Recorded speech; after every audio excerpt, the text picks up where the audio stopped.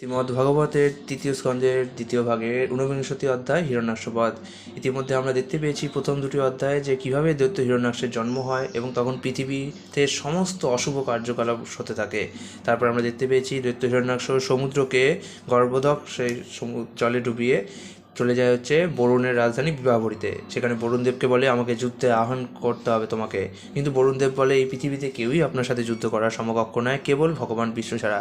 তাই সেই ভগবান বিষ্ণুর খোঁজ করার জন্য সে রসাতলে যায়, যেখানে গিয়ে সে দেখে যে ভগবান বিষ্ণু পৃথিবীকে তার সুরের দ্বারা উত্থিত করছে।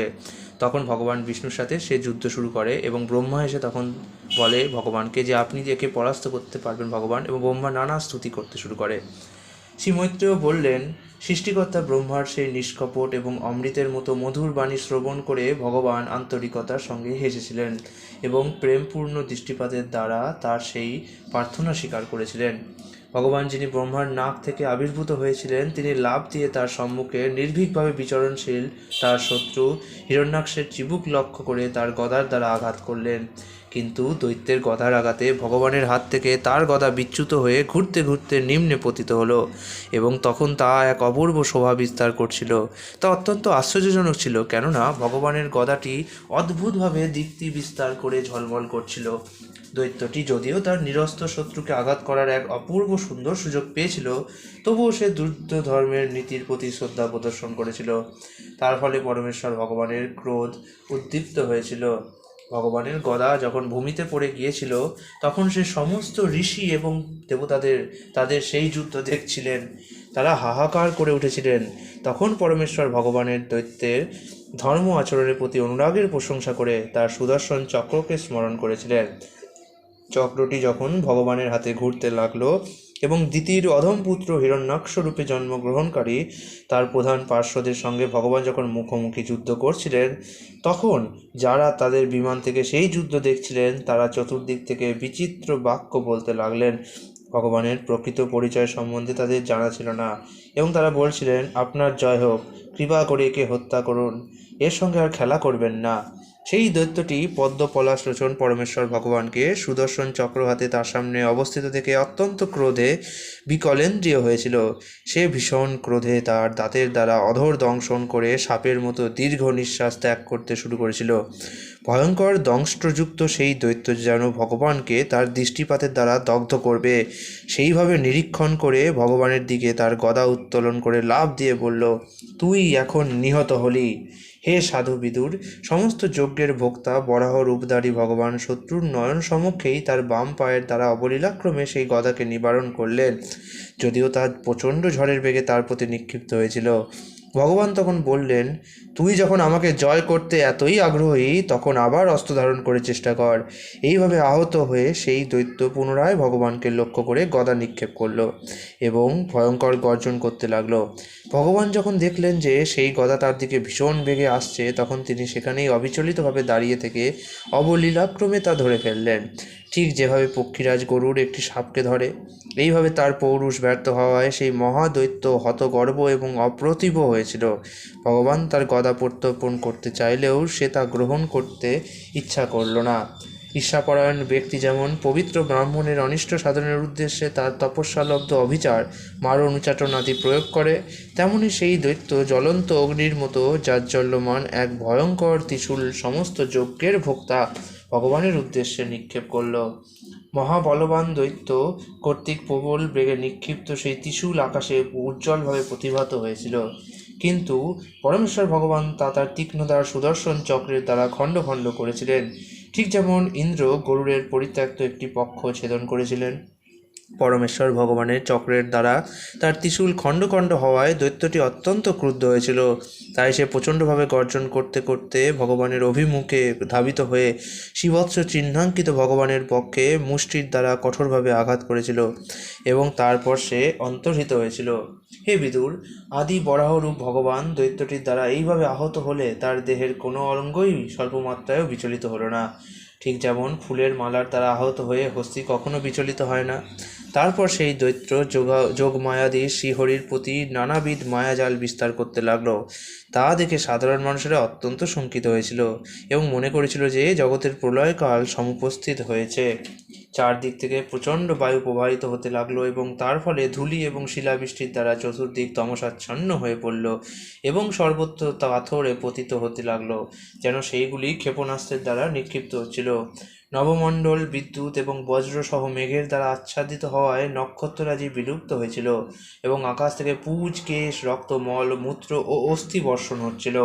হে নিষ্পাপ বিদুর, তখন মনে হয়েছিল যেন পর্বতগুলি নানাবিধ অস্ত্র বর্ষণ করছিল এবং তারপর আলুলায়িত কেশা শূলধারিণী কতগুলি নগ্ন রাক্ষসী এসে উপস্থিত হয়েছিল।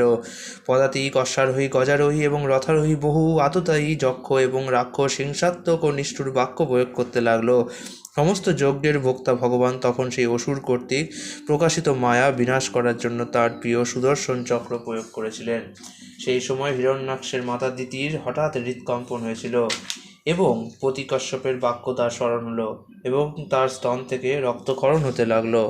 দৈত্যটি যখন দেখল যে তার মায়া শক্তি প্রতিহত হয়েছে, সে তখন পুনরায় পরমেশ্বর ভগবান কেশবের সম্মুখে উপস্থিত হলো এবং ক্রোধ ভরে তার দুই বাহুর দ্বারা তাকে জাপটে ধরে পেষণ করার চেষ্টা করলো। কিন্তু অত্যন্ত আশ্চর্য হয়ে সে দেখল যে ভগবান তার বাহুদ্বয়ের বহির্দেশে দাঁড়িয়ে রয়েছেন। দৈত্যটি তখন বজ্র সদৃশ কঠোর মুষ্টির দ্বারা ভগবানকে আঘাত করতে লাগলো, কিন্তু ভগবান অধক্ষজ তার হস্ত দ্বারা তার কর্ণমূলে আঘাত করলেন, ঠিক যেভাবে মরুৎপতি ইন্দ্র বৃত্রাসুরকে আঘাত করেছিলেন।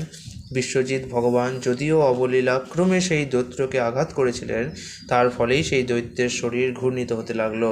তার চক্ষুদ্বয় অক্ষিকোটর থেকে বেরিয়ে এলো, তার হস্তপদ ভগ্ন হলো, মাথার কেশ আলুলায়িত হলো এবং সে প্রচণ্ড বায়ুবেগে সমূলে উৎপাটিত বৃক্ষের মতো মৃত অবস্থায় পতিত হলো। অজ অর্থাৎ ব্রহ্মা এবং অন্যেরা সেখানে এসে দেখলেন যে সেই ভীষণ দন্ত বিশিষ্ট দৈত্যটি তার অধর দংশন করে ধরাশায়ী হয়েছে, অথচ তার দীপ্তি মলিন হয়নি। তখন ব্রহ্মা তার প্রশংসা করে বলেছিলেন, আহা, এই প্রকার সৌভাগ্যজনক মৃত্যু কে লাভ করতে পারে? ব্রহ্মা বলতে লাগলেন, যোগীরা নির্জন স্থানে যোগ সমাধির দ্বারা অনিত্য জড়লিঙ্গ শরীরের বন্ধন থেকে মুক্ত হওয়ার আকাঙ্ক্ষায় যে শ্রীপাদ পদ্মের ধ্যান করেন, সেই পায়ের দ্বারা আহত হয়ে দৈত্যশ্রেষ্ঠ তার শ্রীমুখ পদ্ম দর্শন করতে করতে তার নশ্বর তরি ত্যাগ করেছিল। অভিশপ্ত হওয়ার ফলে পরমেশ্বর ভগবানের এই দুই পার্শ্বদকে অসুরকুলে জন্মগ্রহণ করতে হয়েছিল। এই প্রকার কয়েক জন্মের পর তারা তাদের স্বস্থানে প্রত্যাবর্তন করবে। ভগবানের উদ্দেশ্যে দেবতারা তখন বললেন, হে ভগবান, আপনাকে আমরা পুনঃ পুনঃ প্রণতি নিবেদন করি। আপনি সমস্ত যজ্ঞের ভোক্তা এবং জগতের পালনের জন্য আপনি শুদ্ধ সত্ত্বে বরাহ রূপ ধারণ করেছেন। জগৎ নির্যাতনকারী এই দৈত্যটি সৌভাগ্যক্রমে আপনার দ্বারা নিহত হয়েছে এবং আপনার শ্রীপাদ পদ্মে ভক্তিপরায়ণ আমরাও এখন আশ্বস্ত হয়েছি। শ্রী মৈত্রেয় তখন বললেন বিদুরকে, এইভাবে অত্যন্ত ভয়ানক হিরণ্যাক্ষ দৈত্যকে সংহার করে আদি বরাহ ভগবান শ্রীহরি তার নিত্য আনন্দময় ধামে প্রত্যাবর্তন করলেন। তখন ব্রহ্মা সম্মুখ প্রমুখ সমস্ত দেবতাদের দ্বারা ভগবান সংস্তুত হয়েছিলেন। মৈত্রেয় বললেন, হে প্রিয় বিদুর, আমি তোমার কাছে আদি বরাহ রূপে পরমেশ্বর ভগবানের অবতরণ এবং মহান যুদ্ধে অমিত বিক্রম হিরণ্যাক্ষকে কিরানকের মতো বধ করার কাহিনী বর্ণনা করলাম। আমি আমার গুরুদেবের কাছ থেকে যেভাবে তা শ্রবণ করেছিলাম সেভাবেই আমি তা বর্ণনা করেছি। শ্রী সুত গোস্বামী এবার পরীক্ষিত মহারাজকে তখন বললেন, হে ব্রাহ্মণ, পরম ভাগবত খত্তা বিদুর মহর্ষি কৌশারবের অর্থাৎ মৈত্র মুনির কাছ থেকে পরমেশ্বর ভগবানের লীলাবিলাসের আখ্যান শ্রবণ করে দিব্য আনন্দ লাভ করেছিলেন এবং তার ফলে তিনি অত্যন্ত প্রসন্ন হয়েছিলেন। অমৃত যশস্বী ভগবত ভক্তের কার্যকলাপ শ্রবণ করে যখন দিব্য আনন্দ আস্বাদন করা হয়, তখন শ্রীবৎস চিহ্নাঙ্কিত স্বয়ং ভগবানের লীলাবিলাসের কথা আর কি বলার আছে। কুমির কর্তৃক আক্রান্ত গজেন্দ্র যখন তার শ্রীপাদ পদ্মে ধ্যান করছিলেন, তখন ভগবান তাকে উদ্ধার করেছিলেন। সেই সময় তার সহগামিনী হস্তিনীরা কাতরভাবে আর্তনাদ করেছিল এবং ভগবান তাদের আসন্ন সংকট থেকে রক্ষা করেছিলেন। নির্মল চিত্ত অন্যান্য শরণ ভক্তদের দ্বারা ভগবান সহজেই প্রসন্ন হন, কিন্তু অসাধুদের পক্ষে তিনি দুরারোধ্য। এমন কৃতজ্ঞ জীব কে আছে যে পরমেশ্বর ভগবানের মতো মহান প্রভুকে প্রেমময়ী সেবা করবে না? হে ব্রাহ্মণগণ, পৃথিবীকে উদ্ধার করার জন্য আদি বরাহরূপে আবির্ভূত পরমেশ্বর ভগবানের দ্বারা হিরণ্যাক্ষ পদের এই অদ্ভুত আখ্যান যিনি শ্রবণ করেন, কীর্তন করেন অথবা তাতে আনন্দ লাভ করেন, তিনি ব্রহ্মহত্যাজনিত মহাপাপ থেকেও মুক্তি লাভ করতে পারেন। এই পরম পবিত্র আখ্যান মহাপুণ্য, সম্পদ, যশ, আয়ু এবং সমস্ত ঈপ্সিত বস্তু প্রদান করে। যুদ্ধক্ষেত্রে তা প্রাণ এবং কর্মেন্দ্রিয়ের শক্তি বর্ধিত করে। হে সৌনক, কেউ যদি তার জীবনের অন্তিম সময়ে তার শ্রবণ করেন, তাহলে তিনি ভগবানের পরম ধাম প্রাপ্ত হন। ইতি শ্রীমদ্ ভাগবতের তৃতীয় স্কন্ধের হিরণ্যাক্ষবধ নামক 49 অধ্যায়ের ভক্তিবেদান্ত অনুবাদ সম্পূর্ণ হলো। আগামীকাল আমরা দেখব 20 অধ্যায় মৈত্রেয় বিদুর সংবাদ। হরে কৃষ্ণ।